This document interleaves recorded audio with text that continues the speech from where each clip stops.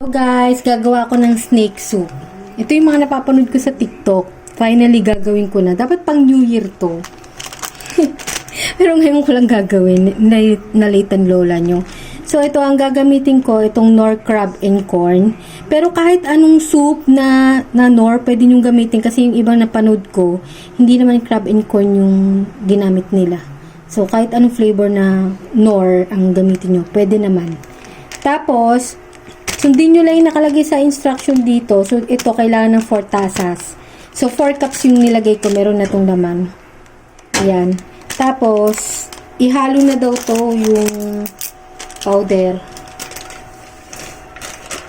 dun sa 4 cups na water. Tapos, i-mix bago buksan yung kalan. So, kailangan mo na ma-mix ng maayos muna yung hindi kita. Na-mix ng maayos yung yung Knorr dun sa liquid bago sindihan yung kalan.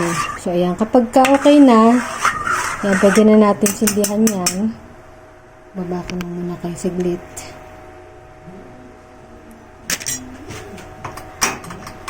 Ayan.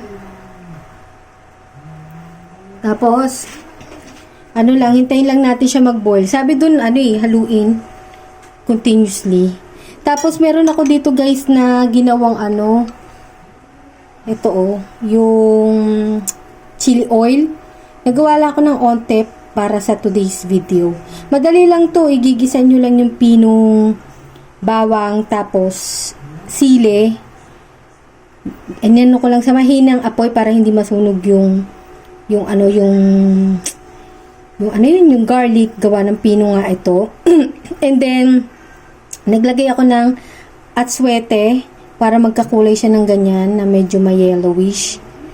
Ayan, may pagka-yellowish. Tapos, naglagay ako ng onting suka para tumagal siya, hindi agad masira. Kasi hindi ko naman ito mauubos. Pwede ko pa siyang gamitin sa ibang recipe o sausawan din. Tapos, kailangan din pala natin ng itlog. Kasi crab and corn to. So, i-ready ko na siya. Babatihin ko na. Isang itlog lang to guys. Ayan. Kapag kayong ibang Knorr soup ang gagawin nyo, minsan hindi na kailangan ng egg. Ito kasi crab and corn, kailangan talaga ng egg nito eh. So, ayan. Haluin lang natin siya palagi para hindi masunog yung ilalim. Kasi minsan parang dumidikit siya sa ilalim. Ayan. Hintayin natin siyang mag-boil. So, balikan ko kayo kapag nagbo-boil na siya. Kasi ang tagal kapag alam nyo na, hintayin pa natin siyang kumulo. Masyado tayong hahaba yung video. Ayan. Kailangan din pala natin guys ng miswa. Ayan. Pero yung binili kong miswa, yung sa palengke, yung ganito, pagka kasi yung sa grocery, yung straight na miswa, ang tagal maluto nun guys. Kaya yung iba na panood ko, kapag ganun yung ginagamit nila, binubukod na luto nila yung miswa. Hindi nila agad sinasama sa soup, gawa ng, ang tagal maluto nun, mauubos na yung sabaw ng soup, di pa rin siya malambot. Kaya binubukod nilang lutuin yun sa tubig, then ihahalo na lang kapag naluto na. Kaya i-suggest yung sa palengke yung ganito kasi ito mabilis siyang maluto. Pwedeng ihalo nyo na agad sa soup. Okay, so nagbo-boil na siya. Tapos, i-medium heat na lang natin siya guys. Ganyan. Tapos, partially cover daw. Then, i-simmer for 5 minutes. Pero, halu-haluin nyo rin occasionally kasi para hindi maano yung dumikit yung sa ilalim. Yan. Tapos, siguro after ng mga ilang minuto, lagyan na naman natin yung itlog. So, meron ako dito guys timer. Set ko na ng 5 minutes. Yan. Ito, binili rin namin guys sa Shopee. Mga useful na tools sa pagluluto. Yan. Siguro pag naka 3 minutes na, pwede ko na ilagay yung itlog. Yan, habang naghihintay tayo ng 5 minutes, naglaga pala ako ng isang itlog, tapos ginamitan ko lang neto ng slicer, egg slicer, para maganda at pantay-pantay yung hiwa. Siguraduhin nyo lang na yung lutong-luto talaga yung yung dilaw para maganda. Tapos, kung may budget kayo, pwedeng dumplings ang ihalo nyo. Pwede rin siomai ang ihalo nyo dyan sa soup. Pwede rin pugo, guys. Pugo ang ihalo nyo. Pero wala ko nun. Kaya itlog na lang yung naisip ko. Then, naisip kong slice para, di ba, pwede rin. Mas matipid pati. Ayan, na tayo.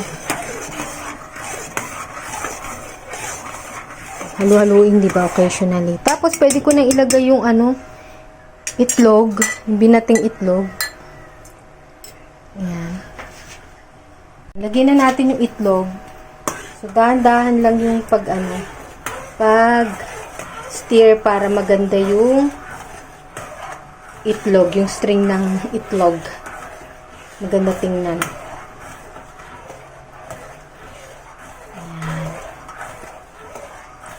Huwag yung buhusan ng isang buhusan lang tapos halo, pangit tingnan.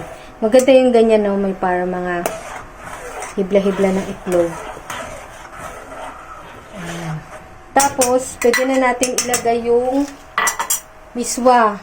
Naan ko lang yung apoy. Ayan, miswa. Pero feeling ko hindi ko ilalahat to kasi isa lang yung ginamit ko eh. Siguro half lang nito. Kasi wala nang matirang sabaw para magmukha na siyang pansit. Kaya siguro mga kalahati lang. Ayan. Saka madali itong maluto guys eh. Ang ganitong miswa. Kalahati lang siguro. Ayan. Tapos yung kalahati nito gamitin na lang namin sa sardinas. Pag nagsardinas kami. Ayan. Hintayin lang natin maluto yung yung miswa.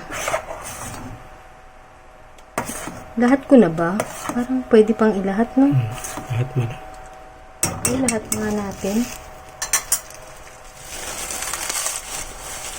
Okay, lahat na nga natin. Teka lang, baka naman sumobra. Wait.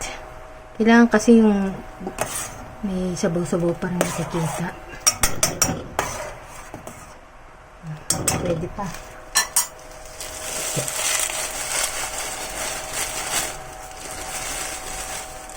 Ilat na natin. Ayan. Ayan. Okay pa naman, no? May sabaw-sabaw pa rin naman nakikita. Tapos hintayin lang natin na magtapos yung 5 minutes saka maluto yung yung miswa. Then sunod niyan is plating. Tapos na yung 5 minutes pero lutuin pa natin ng onti yung miswa. May sumobra pa na onting onting soup. Kaya marami-rami din pala siya guys. Tapos maglalagay lang tayo ng itlog syempre. Para maganda tingnan.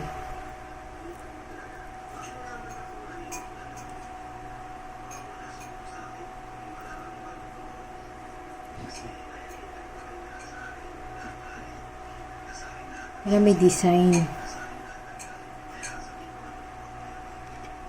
Ayan, diba? May design. Tapos, maglalagay tayo ng tawag nito, ng oil. Chili oil. Para mas lalo masarap.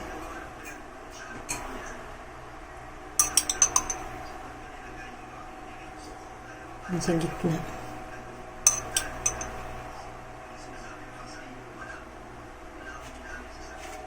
Yan, di ba? Ito na guys, ang finished product, ang aking snake soup. Ayan. Hindi ko masyadong dinamihan yung oil at baka sobrang anghang. Try nyo to guys. Ito na aming dinner. Tikman natin. Haluin natin. Ayan siya oh. Ganyan siya, itsura niya. Tikman natin kapag may with chili oil.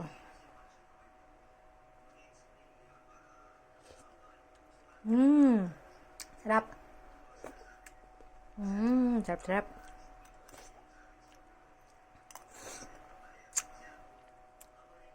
Ang sarap, guys. Ubusin ko na nga to.